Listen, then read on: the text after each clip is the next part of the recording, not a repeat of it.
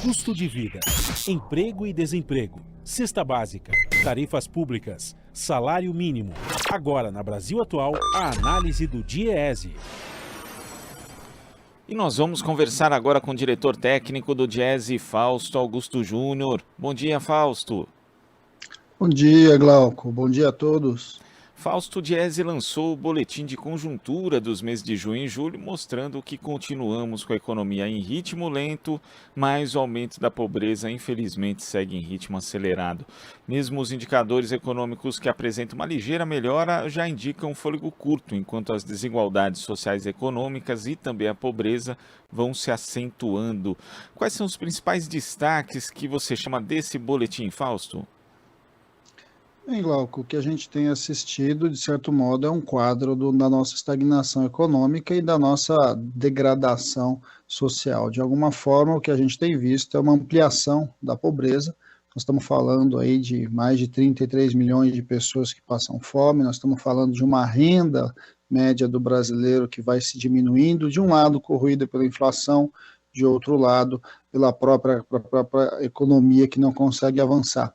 Por mais que o PIB tenha apresentado um número positivo nesse período, a gente ainda assiste muito aquém da necessidade de um Brasil que precisa crescer, de um Brasil que precisa distribuir renda, de um Brasil que precisa, de alguma forma, encontrar um outro caminho de desenvolvimento. O desenvolvimento colocado aí, o projeto que está aí, à beira de completar 4 anos, de alguma forma, ele só aumentou a nossa desigualdade, ampliou a nossa pobreza e trouxe de volta o fantasma da inflação, o empobrecimento da maioria das famílias e o enfraquecimento das negociações coletivas em geral. Quando a gente olha para esse cenário, o que a gente vai assistindo de alguma forma é muito o resumo do que a gente viu nos últimos anos.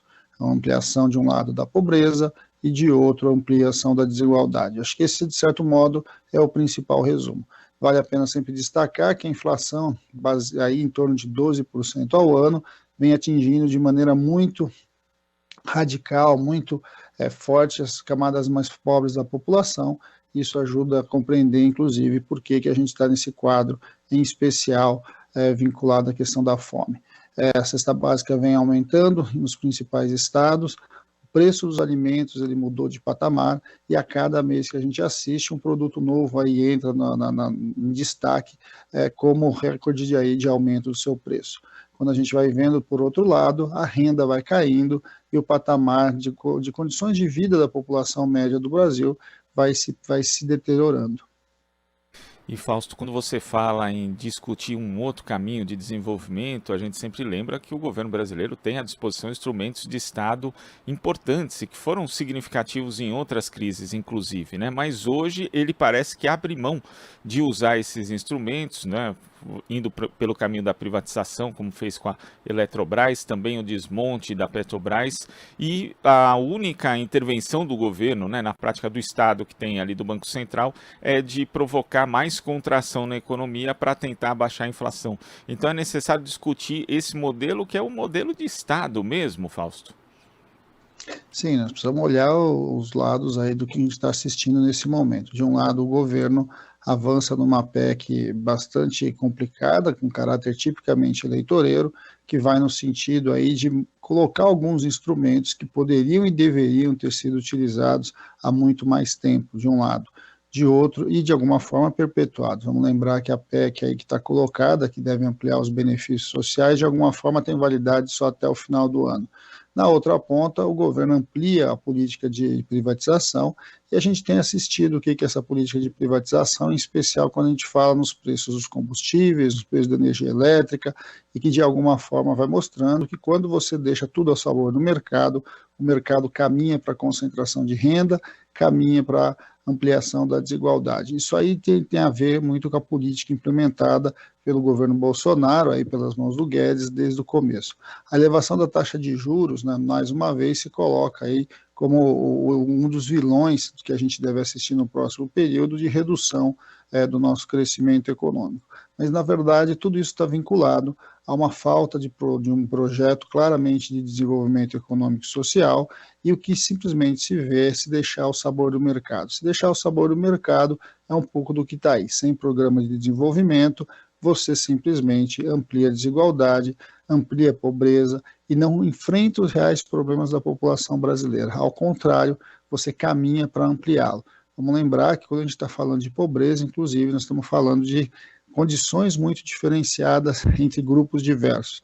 A mulher negra, o homem negro, a questão dessas dificuldades regionais, tudo isso vai se amplificando, tudo isso vai se ampliando num Brasil que caminhava há alguns anos atrás para um sentido de redução dessa desigualdade e agora ele vem ampliando novamente tudo isso.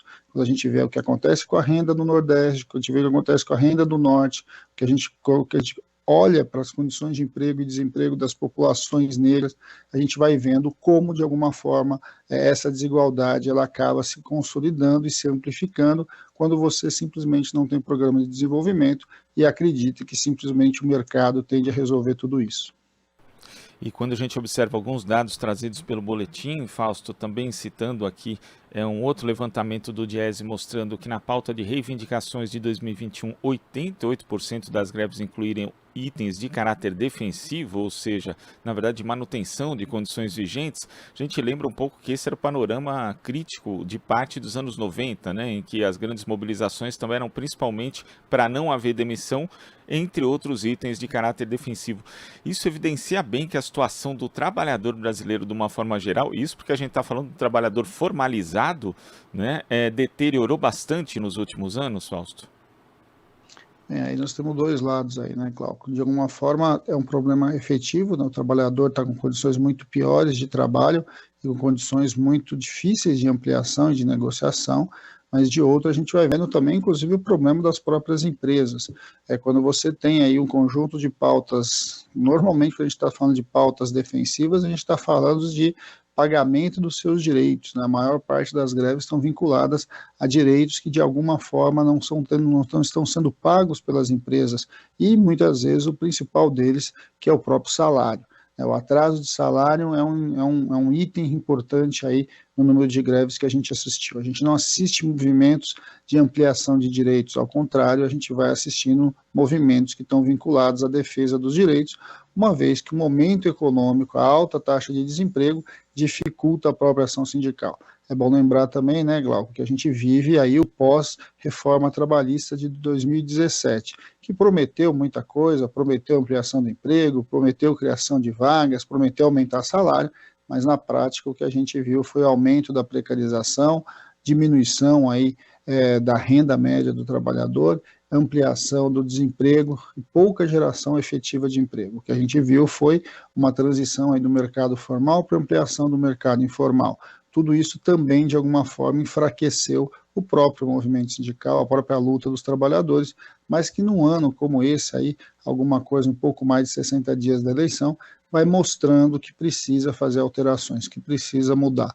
O grande debate do nosso país hoje é para onde o Brasil vai, qual é o seu projeto de desenvolvimento, como um novo governo deve e precisa mudar para os caminhos que o Brasil vem construindo e, de alguma forma, retornar aí a uma pauta nova, né? Uma pauta que é uma pauta de distribuição de renda, de ampliação do desenvolvimento, respeito ao meio ambiente e que, de alguma forma, vai alinhando o crescimento econômico ao desenvolvimento social, algo que a gente vê hoje na maior parte do mundo como discussão bastante significativa. O Brasil andou para trás e, pior do que andar para trás, o Brasil continua olhando para trás, né? Em vez de simplesmente pensar em construir o seu futuro, ele vem reproduzindo os nossos erros do passado, e aí isso ajuda a explicar por que muitos dos nossos indicadores estão voltando aos anos 90 e às vezes aos anos 80, né? Que foi o pior momento que a gente viveu nos últimos 50 anos, ali com hiperinflação, com as dificuldades de renda, com problemas bastante sérios que a gente volta a assistir no nosso país. Fausto, queria agradecer a sua participação aqui no Jornal Brasil Atual de hoje. Muito obrigado, uma ótima semana, até a próxima. Bom dia a todos novamente, ótima semana a todos, Glauco. Um grande abraço. Abraço. Conversamos aqui com o diretor técnico do Diese, Fausto Augusto Júnior.